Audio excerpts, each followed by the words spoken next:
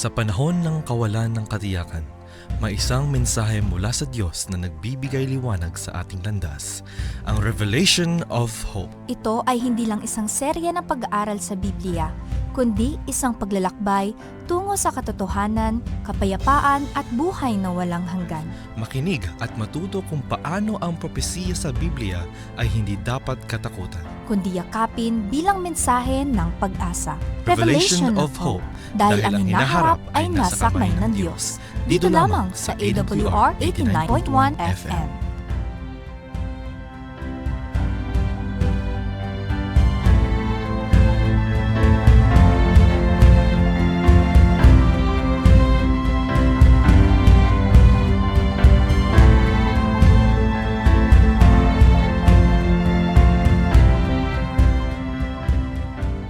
Ayan po mga kaibigan. So, ibigyan na po natin ang pagkakataon kay Pastor Rosler Zamora upang i-facilitate ang atin pong pag-aaral sa gabing ito. Pastor Ross? Yan, maraming salamat Pastor Kyle sa iyong introduction. Of course, kay Pastor Robert sa kanilang mga pagbati. Pastor, kagabi ay masaya ang naging pag-aaral natin. Pinag-aaralan po natin itong hellfire. Ito pong dagat-dagatang apoy o lawan ng apoy kung tawagin po ng iba. At talaga naman, Pastor, talagang nalinawan ng marami. May mga nag-comment na napakalinaw daw sa kanila na yun pala yung ibig sabihin ng impyerno. Makikita pa rin yung pag-ibig ni Jesus at hindi po ito para saktan yung mga taong hindi sumusunod. Because even when they are tormented, hindi galit ang Panginoon, talaga habag pa rin yung nararamdaman niya, Pastor. Amen. Sa kasalanan lang at kay Satan siya galit. Hindi po sa mga taong kanyang nilikha. Because forever, mga kapatid, ay meron po tayong puwang sa puso ni Jesus. In fact, Pastor, may binasa akong author, ang sabi niya, you will leave an empty space in the heart of Jesus pag hindi ka makakarating sa langit at sa impyerno ka mapupunta. So, At Pastor, alam mo, yeah, go ahead po. Yeah, at alam mo isang bagay na natutunan natin sama-sama kagabi, na yung impyerno pala, pag sinunog ang mga kasalanan, hindi pang walang hanggan. Yung ibig sabihin ng walang hanggan, pag natupo ka, tapos na. At ito pala, may awa pa rin. Paso nagre-reflect ako kanina habang naglalakad ako. Sabi ko, napakabuti talaga ng Panginoon. Amen. Na ako sakaling sunugin sa impyerno, na dahil lang sa aking rebellion, halimbawa sa Panginoon, pag sinunog ako ng Panginoon, paparusahan niya ako, mararamdaman ko ang sakit, hanggang may hininga lang ako. Pagkatapos na yun, tapos na, Pastor Zamora. Na hindi ako pahihirapan na mararamdaman ko yung sakit habang buhay. So, yung biyaya ng Panginoon sa makasalanan, isang iglap lang, burado ka na. Tapos na. So, pero hindi yan yung motivation, Pastor. yes. Baka what I'm saying, Oo. may biyaya pa rin. Amen. Oo, Praise doon God. sa pagsunog sa mga makasalanan, may biyaya pa rin. Hindi for eternity na susunugin sila. Yung day and night na tinutukoy kagabi sa ating pag-aaral, ay yun yung ultimate na pagbura sa kasalanan, sa sangkatauhan, sa mga taong makasalanan. Amen. Praise God. Pero alam mo, Pastor, ang pinakamaganda dito, Brother Kyle, bago dumating yung hellfire na iyan, ay merong gagawing pag-judge talaga, ano po? Meron po talagang paghuhukom na gagawin. In fact, hindi lang iisa, Pastor, eh. May tatlong phases po yung paghuhukom na gagawin that we can understand, that we may understand the righteousness of God. Hindi lang po Yes. isang ano lang, kaya nga po, makikita natin dito na Jesus is God of justice, ng hustisya, at God of love. Kasi merong tatlong judgment nating phases na ating Yes. babanggitin ngayong gabi, Pastor, Siguro, upang lalo natin makita yung part na iyon. Excuse me. Umpisa natin sa pagbasa dun sa Apokalipsis 14:7. Pastor Kyle. Okay. Nakalagay po dito sa mga pahayag, Kabanata 14, talatang 6 hanggang 7. Then I saw another angel flying in the midst of heaven, having the everlasting gospel to preach to those who dwell on the earth, saying with a loud voice, Fear God and give glory to Him, for the hour of His judgment has come.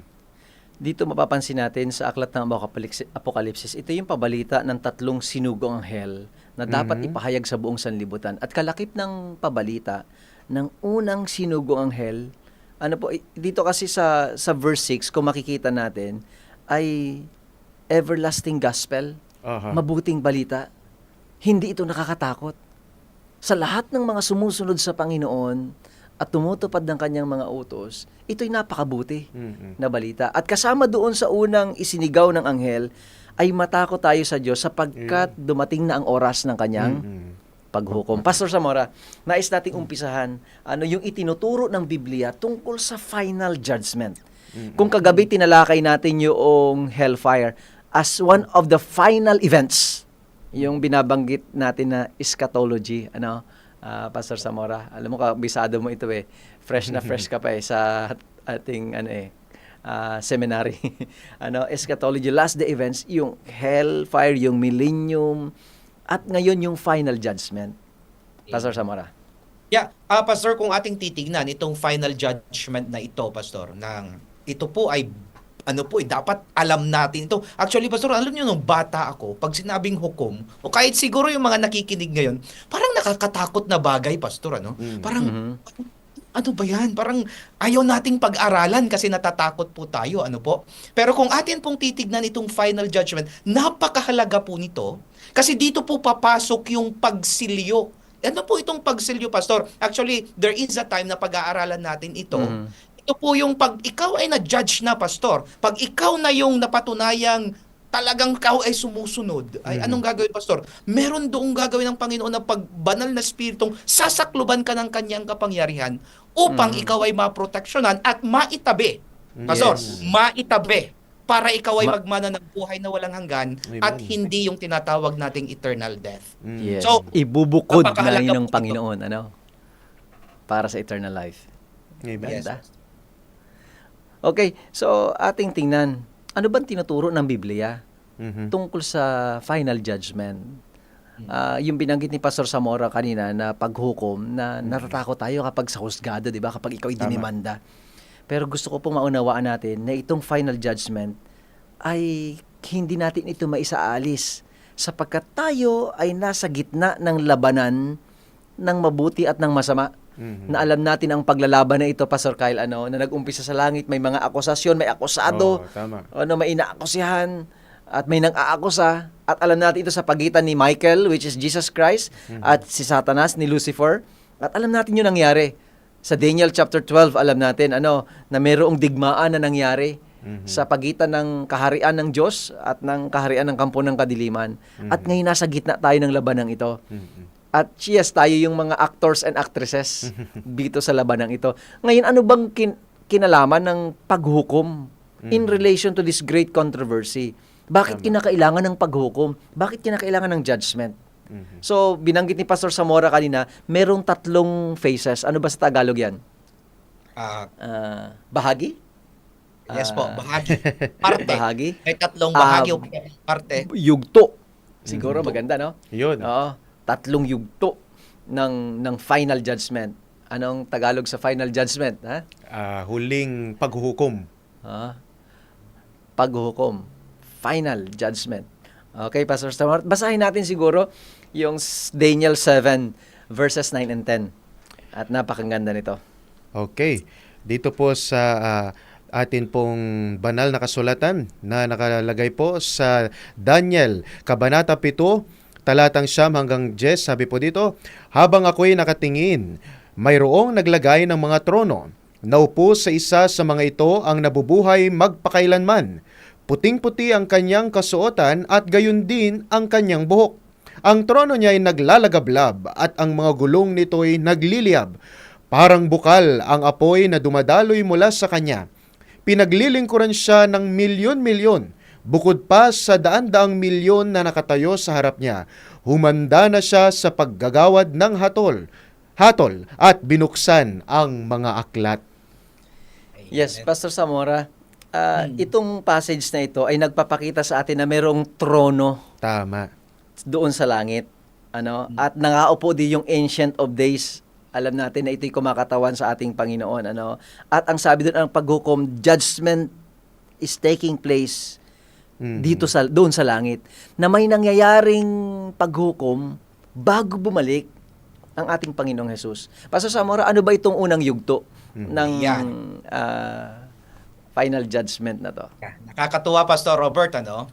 Sabi nyo nga po kanina, meron ng paghuhukom na nangyayari ngayon. Mhm. Kasi nga po, may tatlong yugto. Yung unang yugto, kung tawagin po yan ay pre-advent. Nang ibig sabihin, bago ang advent o ikalawang pagparito. Ang tawag dyan ay investigative judgment. Kasi Pastor, pagdating ni Jesus Christ, pagdating ng ating Panginoon, nahukuman na yan eh. Nandyan na yung masama, nandun na rin yung mabuti. Ang gagawin na lang niya ay ipapataw niya yung kanyang pagpapalo doon sa mga masasama At at pagpapala na buhay na walang hanggan sa mga mabubuti. So bago siya dumating, kailangan may investigation para talagang naging maganda, naging tama, naging makatwiran yung paghatol. Kaya ang Alam tawag niyo- dyan, Pastor, ay investigative judgment. Pastor At na- Ross. Oh, Yes, go ahead. Pastor.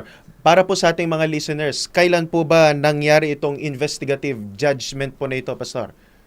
Ayan, Yeah. napakaganda ng katanungan, ano? Actually, yung investigative judgment na yan, Pastor Kyle, advance yung tanong mo, maganda, ano? Actually, pag-aaralan natin yan, pero kung sasagutin ko yung taon ay nung 1844. Pero bakit tayo humantong dyan, Pastor Kyle? Merong isang gabi, dayan yung ating pag-aaralan. Ayun. Okay? Pero Para sa po ngayon, ma-excite ang yung alam mga listeners natin, natin, Pastor. Wag po kayong bibitaw. Oh. Oo, Yeah. lagi po kayong tumutok gabi-gabi po. kaya ang Kasi- mahalaga dyan, Pastor Kyle, ay nagsimula na yan. Aha. At mula ngayon, ngayong naririnig mo ito, hinahatulan na ng Panginoon yung ating gawa. Kaya ngayong binasa mo kanina, binuksan ng libro, yung Ancient of Days. Anong sabi niya? Matanda pa sa araw. Tama. Ibig sabihin, bago pa nagkapanahon, naroon na siya. Siya po yung Yes. God the Father, siya po yung judge doon sa Amen. throne room na binabanggit ni Pastor Robert kanina. At saan nakabase yung kanyang judgment? Siyempre sa record. Yes. Ano yung Ay, record? bubuksan yung mga aklat,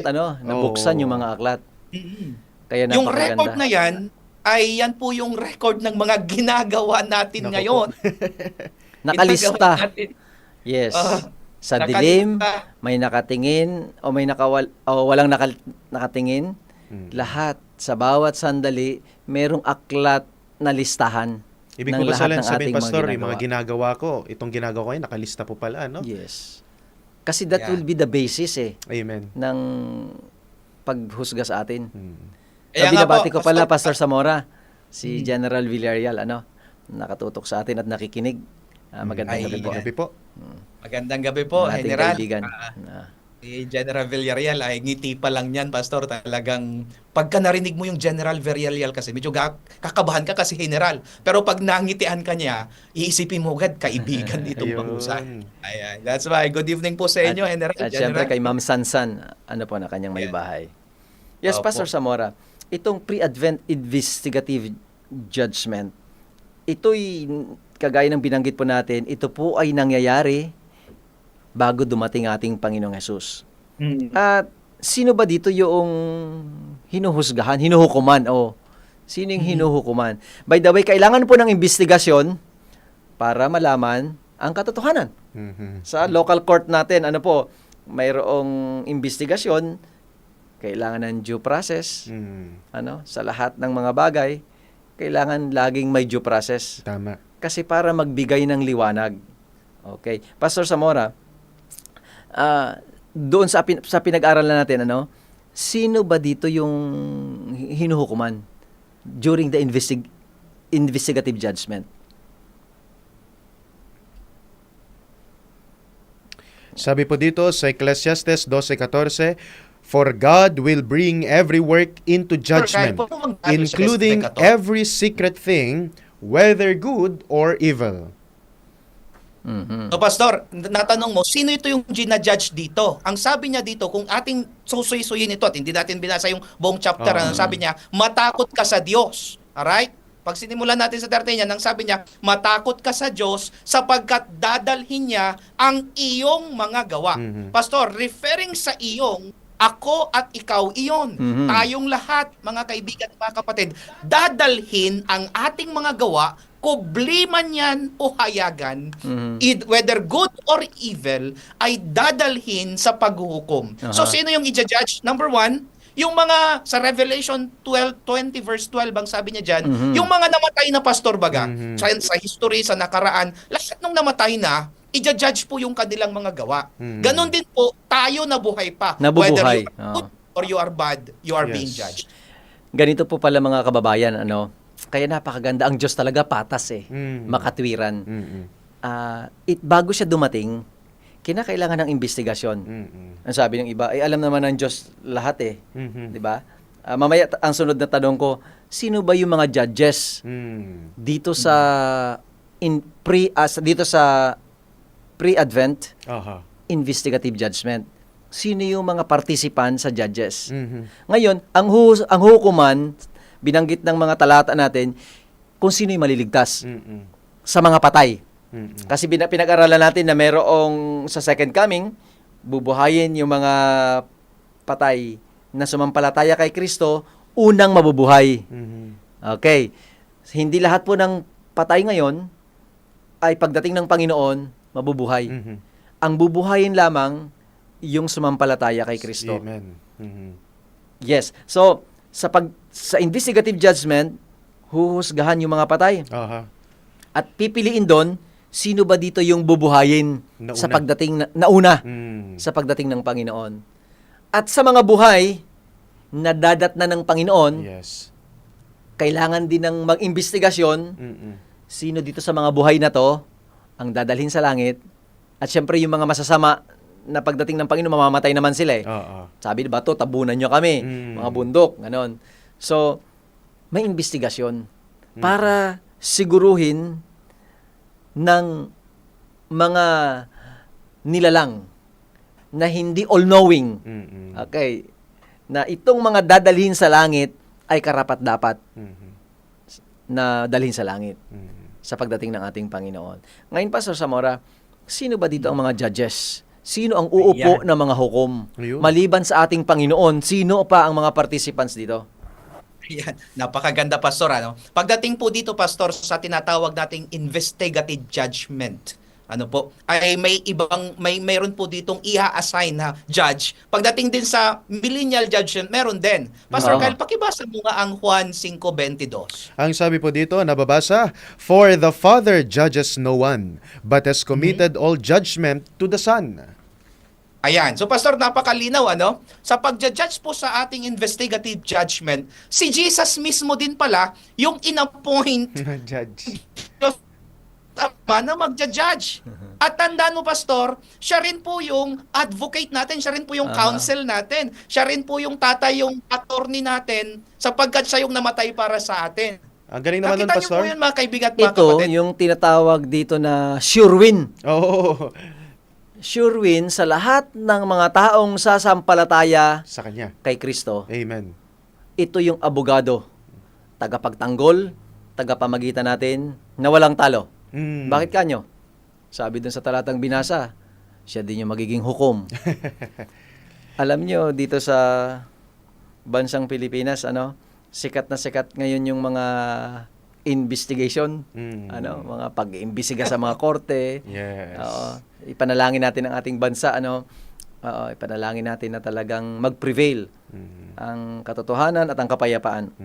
Pastor Zamora, kapag ang kinuha mong attorney mo at yun din ang judge, ayaw kong iling sa mga political issues ngayon pero gusto ko nang idikit ng kaunti. Halimbawa lang po halimbawa si Pangulong Duterte, ang kanyang defense counsel, si Kaufman ba yun? Si Daniel Oo. Kaufman. Ay, kung yun din ang judge ng ICC Mhm. at yun din ang iyong attorney, sa tingin mo, Sure win na yun, Pastor. may talo? Walang talo. Sa ating kalagayang pagiging Kristiyano, sa oras na si Kristo ay kunin natin ating advocate. Advocate, tagapamagitan. Sinasabi ng Biblia, siya din ang ating tagapagtanggol, maliban sa tagapagtanggol, Mhm. siya din ang ating magiging hukom. Mhm. Siguradong sigurado. Lahat ng sasampalataya sa kanya, absuelto sa kaso. Amen. So pastor, nakita natin sa atin pong in the humanity side, nakita po natin na kapag ka may judge, may defense, meron din pong prosecutor. Tama po ba na Mm. mayroon din pong prosecutor? Meron bang magpo-prosecute sa atin, Pastor Zamora, Pastor Robert? Siyempre, Pastor Zamora. Ano? Ayan. Pastor Ross? Medyo Oh, yeah. nakakat lang ang Pastor, ating ayaw ko ano. kung naririnig mo. Ayan, narinig ka namin, Pastor. Go on po. Ayun, nawala lang po si Pastor Rosler po ng onti mga kaibigan. Pero muli po, bago po tayo Ayan. magpatuloy sa atin pong... Yeah, napakaganda Ayan. yan, no? Ayan, bago po tayo magpatuloy mga kaibigan, Pastor Ross, while we are waiting for you to get reconnected, ang ating pong numero, 0918-944-7891. Kung meron po kayong mga katanungan, 0918-944-7891. Ipadala nyo lamang po ito, mag-text, mag-call po kayo at sasagutin po natin yan. At siyempre po sa ating pong official Facebook page, Yes. ano po, na Adventist World Radio Manila. Mhm. At sa ating YouTube Ayan, channel. sa ating YouTube channel. Pastor Ross, are you back, Pastor? Ay, Yes, naririnig yes, na go po ahead. ba ako? Yes, yes sa po. ating... Sir, siyempre, meron diyang accuser. At ang nag-a-accuse, siyempre, Satanas. Okay? Magsas... I think. sa hukom, siya ang magsasabi sa council. Ay, yes, niya dito. Christ is the appointed judge. Aha. He will judge every man according to his works. Mhm. But before the sentence is pronounced, Mhm. ay accuse tayo ni Satan eh. Mm. He will point to his own atoning sacrifice. Mm. So, napakaganda eh. Katulad ng isang attorney, sasabihin niya, wag yung i-judge yung aking kliyente. Yung attorney yung i-judge mismo, na siya rin mismo yung judge. Wow. So, wala talagang panalong itong si Satanas. Sapagkat mga kapatid, tas ng ating Panginoon, gustuhan po natin kanya. Yun na talaga. At pag ayaw makasundan dyan, Okay, Pastor Ross, I think we are losing you po. Siya mismo na yung Ayan, we are losing Pastor Ross, Pastor Dito binabanggit ko Robert. kanina, Pastor, Yes kanina, po. yung mga participants Yes, sa mga paghukom. judges. Aha. Maghukom during the investigative judgment. Yes, yes. Kasi ang Diyos, all-knowing naman siya eh. Totoo po yan. Oh, lahat alam niya lahat ng mga bagay. Ngayon, para makita doon yung kanyang justice, Mhm. yung kanyang pagiging righteous judge, Mhm. at siya just and merciful, kinakailangan ng mga participants. Yes. Ito mangyayari po tong pre-advent investigative judgment doon sa langit. Mhm. At nandoon, syempre si Enoch, Mhm. si binabanggit ng Biblia, si Elijah, Mhm. nandoon si Moises, nandoon si Moises, nandoon yung mga anghel, Aha. yung mga unfallen beings. Yes. Hindi naman sila all-knowing kagaya ng Panginoon. Totoo po yan. Kaya kinakailangan pa lang ng investigative judgment, yung pre-advent investigative judgment, para in the hearing Mm. ng mga witnesses na nandun sa langit, Tama. na non-all-knowing, Oo, tama. na itong bubuhayin at dadalhin sa langit, yung pre-investigation ay pasado sila. Mm. At saka Yes. pala, Pastor, basa natin kanina na nandun po yung libro. Yung pala yung patunay po rin, Pastor, na kumbaga, yung nagpapatunay na may resibo. Di ba kasi po, lagi tayong hinahanapan ng resibo. Oo. So kapag hinanapan ng resibo, anong resibo mo na itong taong ito ay nagtapat sa akin? Ayan, nakalagay sa Oo. libro. Paano naman, kaya ganun din po yung mangyayari. Kaya napakabuti po ng Panginoon, Pastor. Thank you so much po sa pag-enlighten sa ating mga listeners na ang Panginoon napakabuti po. Kaya maganda yung binabanggit lagi ng batas eh. Huwag mong ilagay ang batas sa iyong mga kamay. Yeah. Ano? Huwag ilalagay natin. Kasi if we are experiencing injustices, Yes. itong message ng Panginoon, ng everlasting gospel, walang hanggang mabuting balita, Mm-mm. may paghukom. Amen. Yes. Okay, mga kapatid, dadako tayo. Ano naman itong second Yun. na yugto, pangalawang yugto? Mhm. Alam ko marami pang mga gusto tayong idiin dito. Yes, Pastor. Ano mga kapatid, pero kailangan po nating magpatuloy. Tama. At meron tayong 20 minutes na lang Mhm. na natitira. Ang pangalawang yugto, Pastor Kyle. Yes, Pastor. Ang pangalawang yugto naman, Pastor, ay napakaganda naman po ito sapagkat ito ngayon ay yung tinatawag na pagkatapos ngayon ng pagdating ng ating Panginoon, ay ito na yung tinatawag natin na 1,000 taon na hukom. So, the post-Advent millennial judgment. Okay, itong isang proseso talaga Aha. na nasusunod ang due process. Yes, yun na. Okay, so may preliminary investigation Ah. para dun sa mga ililigtas Mhm. at bubuhayin ng Panginoon. Pagkatapos na to pala, di ba dumating ang Panginoon, Totoo po. merong tinatawag pang post-Advent Mhm. millennial judgment. Mm. Meron pang paghukom na mangyayari pagkatapos ng second coming. Yun. Mhm. Kung ang pre-Advent investigative judgment ay mangyayari sa langit, Mhm. itong post-Advent at millennial judgment Nangyayari. sa langit din Yun. mangyayari. Tama. Yeah. Kasi I think, Pastor, it's the right place to test righteousness sapagkat sa langit, it's all righteousness. Pagka dito kasi, Pastor, di ba, makita natin, everything's Biases, chaos. Exactly. Ah. Bias, nandun yung bias. Kaya po sabi rin sa Revelation chapter 20 verses 4 to 6, Pastor, sabi dito, nakakita ko ng mga trono at nakaupo, at ang mga nakaupo sa mga iyon ay pinagkalooban ng kapangyarihang humatol. Nakita ko rin ang mga kaluluwa ng mga pinugutan ng ulo dahil sa patuto kay Jesus. Yes. Kasi ibig sabihin, Pastor, yung mga nanampalatay kay Jesus na pinatay ay magiging participants din po pala sila. At sabi pa rin, at dahil sa salita ng Diyos at ang mga hindi sumamba sa halimaw o sa kanyang larawan man at hindi tumanggap ng tanda sa kanilang noo at sa kanilang kamay, sila'y nabuhay at nagharing kasama ni Kristo sa loob ng 1,000 taon. Okay, Wow. ganito po mga kababayan, napakagandang senaryo. Amen. Pagdating ng Panginoon, Mhm. tayong mga ililigtas niya, yung mga bubuhayin na mabubuti na sumampalataya kay Jesus, dadalhin sa langit. 1,000 taon tayo na nandun Wow. sa langit. Praise God. Ngayon, pagpunta mo doon, Pastor Kyle, Mhm. magtataka ka. Mhm. Ba't wala dito si Pastor Wag niyo bagitin pangalan ko, Pastor. Dulay? Halimbawa, Pastor Zamora, Aha. nakita mo ba si Pastor Dulay? Aha. 3 months na ako dito, bakit hindi ko pa nakikita?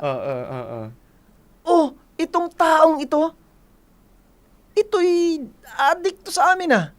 Bakit Itong nandito? tao na to, mamamatay to ah. Ah, Bakit nandito nandito. to sa langit? Kasi hindi man tayo all-knowing eh. exactly, Pastor. Ito palang millennial judgment, itong post-Advent millennial judgment, upang isatisfy Amen. na yung mga taong na idala sa langit, mapatunayan na sila'y karapat-dapat sa langit. O bakit itong taong ito na hindi ko inaasahan na sa langit, nasa langit, yung mga taong inaasahan kong dapat nasa langit, bakit wala sila. dito? Ayun pala, mabubuksan yung mga aklat, yung sa trono ng Diyos, nandun ulit, mag-iimbestiga ulit tayo doon. Ayun. Ito na yung millennial judgment. Ibig sabihin, Pastor, na itong millennial judgment na ito, it serves to confirm that God's judgments are true and fair. Kasi Yes. po ito yung isa sa mga wiles ni Satan, Pastor. Ito yung sinasabi niya na parang kalokohan ng Panginoon. Na sinasabi niya na hindi just and fair ang Panginoon. Hindi patas ang Kaya Panginoon, ngayon makikita po natin doon na kahit pala doon sa mga sabi nyo nga po, ito adik ito, namamatay tao ito, ngunit bakit ito pa yung naligtas? Ibig sabihin na ang Panginoon ay meron po siyang pruweba na itong taong ito ay sa huli siya'y nanampalataya. Kasi nga hindi natin alam ang lahat ng nangyayari. Exactly, Pastor. Hindi natin alam ang nangyayari na ang mga bagay. Itong tao pa lang ito, kahit ganito ang ginagawa niya, may kabutihan Ayun. na sumampalataya sa Panginoon, nagpatuloy sa pagkikipagbaka sa kasamaan. Ito pala na alam natin na lingkod ng Panginoon, pero sa kabila ng kanyang pagiging lingkod, nasa madilim na dako siya na kapag walang nakatingin, ganito ang mga ginagawang kasamaan at kalokohan.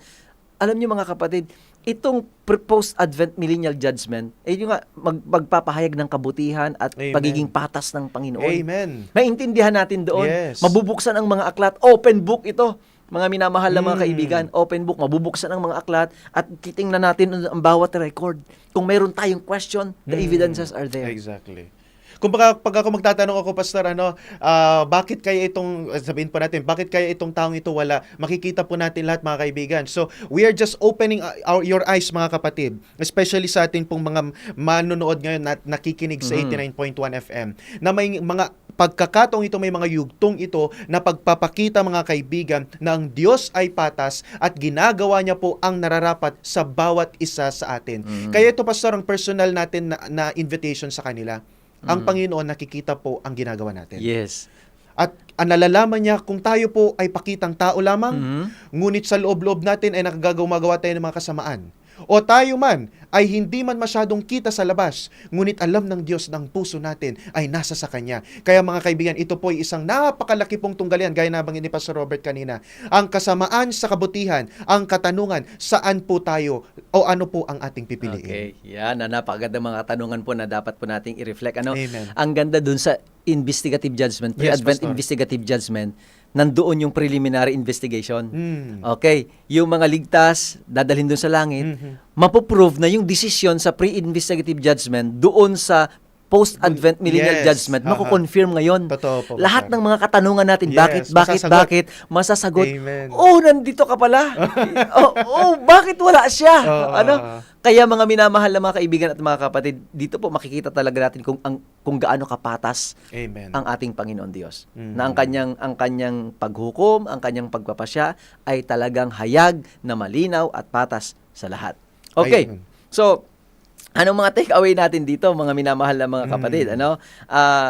Tingnan po natin, mag-reflect tayo. Itong panahon na mag-reflect tayo sa ating mga pinagpapasyahan ngayon. Tama, Pastor. Kasi yung mga pagpapasya natin ngayon, merong bearing yan Tama po sa paghukom, mga minamahal na mga kapatid.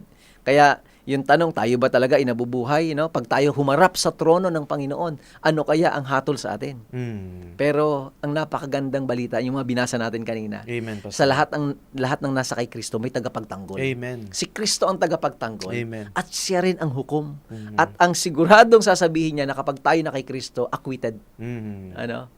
Pero ito yung babala po mga kaibigan naman. Gaya nga po na nabanggit natin may prosecutor at yun ay si Satanas. Babala rin po sa atin na kapag si Satanas din, may resibo din po yan. Mm. Kasi po sasabihin niya, ito yung mga kaso ni Kyle. Una, Number siya ay gumawa 3. ng ganito. Oo. Siya ay pumatay. Siya ay nagnakaw ng piso. Ayan, magkikita po lahat yan. Sasabihin niya, oh judge, tignan mo, hindi ako nagsisinungaling. Ngunit, pagkat ang kagandahan, Pastor, sabi ni Jesus, tignan mo yung pinakahuli sa baba ng resibo mo. Oo. Jesus paid it all. Yes. Pagka nakita mga kaibigan, na sinabi ni Jesus, tignan mo yung resibo mo. Nakita mo nga sa una hanggang sa pinakahuli, yung resibo niya, may utang siya ng mga kasalanan. Ngunit sa huli, makikita mo ang sasabihin ni Jesus kay Satanas, look at the last part of the receipt. Jesus paid it all. Yes, amen. Amen. At itong mga kaganapang ito, mga minamahal na mga kaibigan at mga tagapakinig po natin, mga kapatid natin, talagang ito'y kakaiba. Amen. Mabuting balita talaga po Amen. ito na dapat nating sabihin sa lahat ng tao sa buong sanlibutan.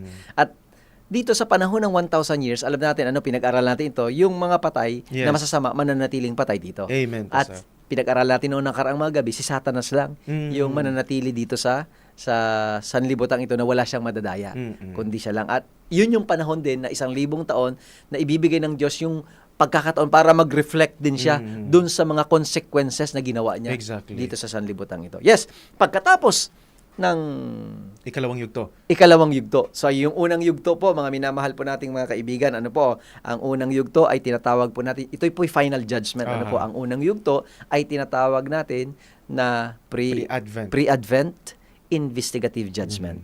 Pangalawang yugto ay tinatawag po natin na post-advent millennial judgment. At ang pangatlo naman po, Brother Kyle? Ang ating pangatlo naman po ay ang the post-millennial or executive judgment pagkatapos po ng 1,000 taon. Ito na yung execution, Pastor. Andito na yung sabi po natin kanina, pagpapala o pagpapalo. Yes. So after 1,000 years, ito po yung maganda pagkasunod-sunod, no? Pagkatapos ng 1,000 taon na bakasyon natin dun sa langit, meron tinatawag uli na post-millennial executive judgment. Yes. So ito'y paghukom na mangyayari pagkatapos naman po ng 1,000 taon. At dito, basahin po natin ang nasa Revelation 20, verses 7 to 11, Brother Kyle. Sabi dito, when the 1,000 years have expired, natapos na po ang 1,000 taon, Satan will be released from his prison and will go out to deceive the nations which are in the four corners of the earth, to gather them together to battle, whose number is as the sand of the sea. They went up on the breadth of the earth, and surrounded the camp of the saints and the beloved city. And fire came down from God out of heaven and devoured them. Hanggang 15? Yes, Pastor. Okay. So dito binabanggit mga minamahal na mga kaibigan, ano po, pinag-aralan natin ito, magkakarugtong ito sa millennial, yung tinatawag Yes. na millennial, na millennium na pinag-aralan po natin. So pagkatapos, during the 1,000 years kasi pala, Pastor Kyle, tayong lahat nandun sa langit. Totoo po. Bakit nandoon sila sa lupa? Mhm. Bakit sila ay hindi wala dito sa langit? Mhm. So nandoon yung i-review natin. Mhm. Oo. Kumbaga may review judgment din dito Oh. Review. Review judgment. May ibang term na binabanggit sa theology na review judgment. Nire-review. Bakit sila wala? Bakit sila ba tayo nandito? So mapapatunayan lahat ng pagpapasya ng Panginoon Diyos ay tapat at totoo talaga. Amen. And then, yung tinatawag na pagkatapos, syempre ready nang ibaba yung bagong Jerusalem. Ano po, kasama natin dito sa bagong langit, bagong lupa. Pastor Zamora, nandun tayo sa ikatatlong yugto na tinatawag nating post-millennial executive judgment. Pastor Zamora, dito, sino ang mga hukom dito? Mhm. Ayan, muted kayo, Pastor Ross. Medyo muted si Pastor Rinig Pastor na po ba ako? Zamora. Ayan, rinig na po, Yes, Pastor. dinig na po namin. Ayan, na-miss ko po agad kayo, Pastor, at sa mga makinig, talagang sabi ko, gagawan ng paraan to, nawalan po ng internet doon sa SSD, kaya napunta po ako dito sa Ayas. Yeah. Sino ang mga magiging judge sa millennial judgment? Yes. Mhm. Ito yung napakagandang activity na gagawin ng mga maliligtas at makakapunta sa langit. Why, Pastor? We will vindicate, patutunayan natin sa langit, pagdating natin doon na tama si Jesus Christ. How? Yung pagpapasya. Yung hatol ay tumpak. Mhm. Tama. Tapat. Na tama siya. Tayo mismo, Pastor, magiging parte ng pagja-judge. Yes. Parang isip natin, itong taong to, bakit hindi naligtas? Papakita, hindi ko alam kung 3D, Pastor, or malaking projector ba? Yeah. Or mapapakita yung buhay nila sa atin? Kaya nga walang lihim na hindi nabubunyag. Ito yon. Pagdating natin sa langit, sino man yung questionable, Mm. isip nating dapat nandoon pero wala doon, tulad ng sinabi ni Pastor Robert kanina. Doon, Pastor, i-judge po natin. But ultimately, gusto lang patunayan ni Jesus na tamang i-judge si Satanas na patayin magpakawalang hanggan sa lake of fire, Pastor. Ito po yung ultimate point niya Yung patunayang si Satanas ay masama Yes. at makita ng buong sansinukob na napakasama niya at wala siyang puwang sa langit na bayan. Alam mo dito sa Executive. post-millennial executive judgment, dito lahat judges Mhm. Pastor Zamora. Even yung masama, they will be given chance. Even Satan ay bibigyan ng pagkakataon na sila mismo ay magpasya at magsabi na worthy is the Lamb, no? Na talagang karapat-dapat, tama at makatwiran ang kanyang pagpapasya. Ipapakita. Alam mo, may sinulat dyan si Ellen White sa Great Controversy, Pastor Zamora, isang panoramic view. Bago sila sunugin, bago yung tinatawag na executive judgment, ipapakita yung bawat yugto ng kanilang buhay na kanilang tinanggihan ang katotohanan, tinanggihan ang Panginoon, nagrebelde sa Panginoon, sinunod ang sarili kaysa sa kalooban ng Panginoon. Yung mga tagpo na napakahalaga na dapat silang magpasya, na hindi sila nagpasya, na pinili nila ang kasamaan kaysa sa katwiran. At sila mismo magsasabi, karapat dapat kami sunugin. May sulat nga si Ellen G. White dyan na could he, Satan, permitted to enter heaven, it would have no joy for him. Pastor, ilinawin lang natin, si Ellen G. White po ay isang notable writer. Yes. Yan, may notable writer po siya na meron po siya mga isinulat patungkol sa banal na kasulatan na nagbibigay po sa atin ng mas maliit na liwanag patungkol sa mas malaking liwanag, yun ang banal na kasulatan po. Yan. So, just to be clear lang po sa ating mga listeners, muli po, si Ellen White ay notable writer po na kino-quote po ng atin pong mga pastors po sa oras po na ito. Pastor? Yes, Pastor Zamora. Alam mo, gustong-gusto ko yung phrase na yun Could he permitted to enter heaven, it would have no joy for him. At sa lahat ng masasama, kung sa tagpong iyon, yung bago isunugin sila sa dagat-dagat ng apoy, napahintulutan sila sa langit, iligtas dito na kayo sa langit. Sila mismo magsasabi, Panginoon, hindi kami karapat-dapat. We deserve to die in the lake of fire. Sila mismo magpapasya. Sila mismo magsasabi, tapat, tumpak ang katwiran at pagpapasya ng Diyos. Kaya sabi, worthy is the Lamb. Talaga. Amen. Pastor Robert, gusto ko pong basahin Yes. Yung iyong binabanggit kanina kasi napakagandang teksto po yun galing kay Mrs. White. Ito po yun, Pastor, sa The Great Controversy, page 498. Sige, Pastor, go ahead. Sabi niya, had God permitted Satan to enter heaven, there would have been no joy there. Mm. The peace, the harmony, the joy of heaven would have been interrupted, for sin would have had a place there. Ang sabi po ni Mrs. White dito sa The Great Controversy 498.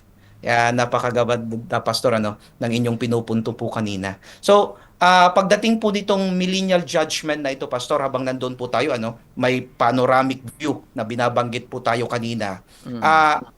Isa sa mga magiging purpose din po nito, Pastor Robert and Sir Kyle, ay yung katulad nga sabi ko kanina, i-vindicate natin ang Panginoon. Pero may Yes. magandang binabanggit dito, Pastor, sa Romans chapter 2 verses 5 and 6. Ayaw ko kung nabasa nyo na po, Nabasa mo Go na ba ahead, ito, Pastor. Go ahead, Pastor. Go po, Pastor. Yeah. Sabi niya to, but in accordance with your hardness and your impenitent heart, Oh. you are treasuring up for yourself wrath in the day of wrath and revelation of the righteous judgment of God, who will render to each one according to his deeds. So mga kaibigan, mga kapatid, on that day, pag ginudge po tayo yun, sabi ni Pastor Robert kanina, yung magja-judge ay pati yung mga hindi naligtas, kasi that day maiisip nila ako naman talaga ang nagkamali Talaga namang dumating naman yung gospel sa akin Mga Yes. kapatid, alam niyo po ba na merong kaparaan ang gagamitin ng Panginoon para dumating sa iyo ang pabalita ng walang hanggan.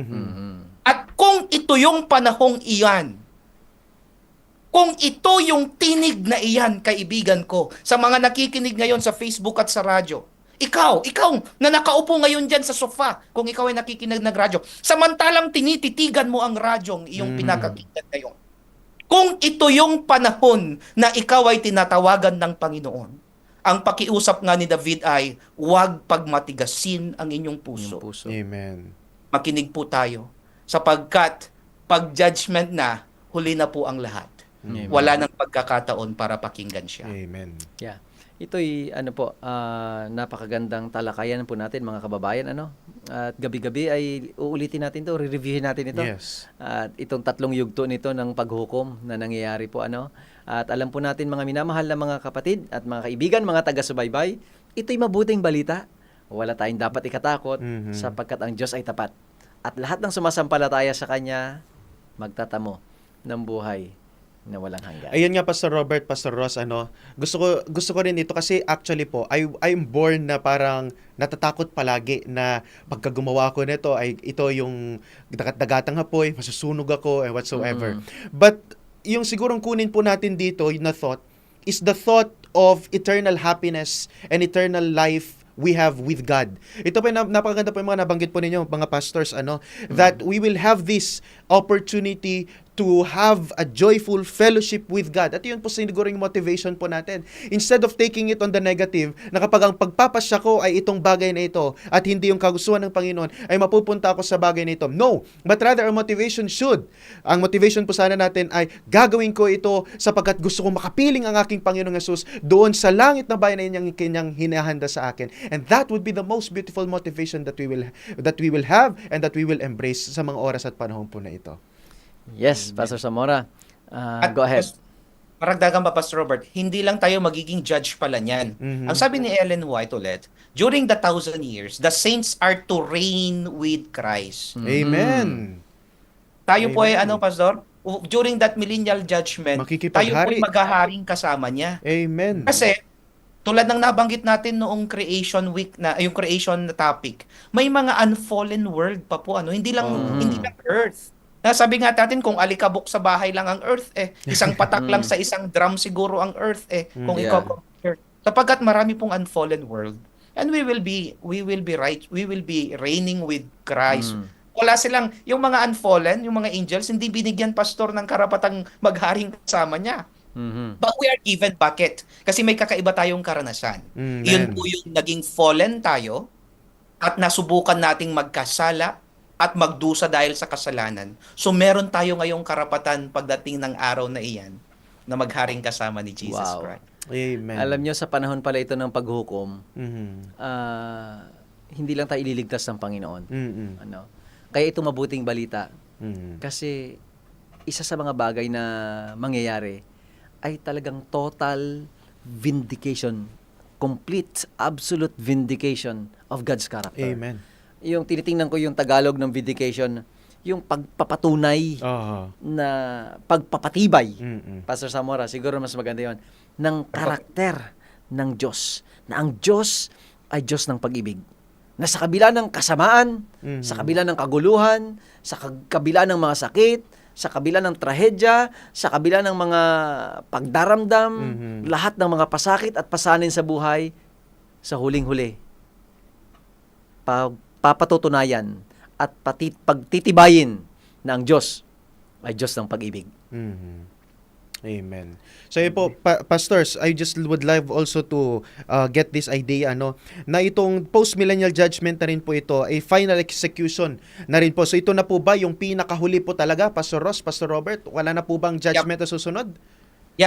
Yeah, ito na po kasi yung Pastor Robert, no? Ito na yung executive judgment. Judgment, So, yes. So i-execute na po yung yung pagpaparusa. Mhm. Yun yung impyerno na ang kasunod.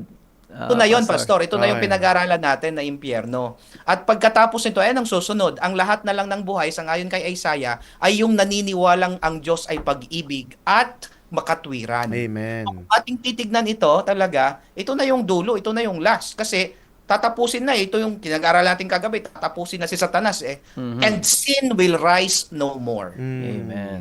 Ito na yung dulo.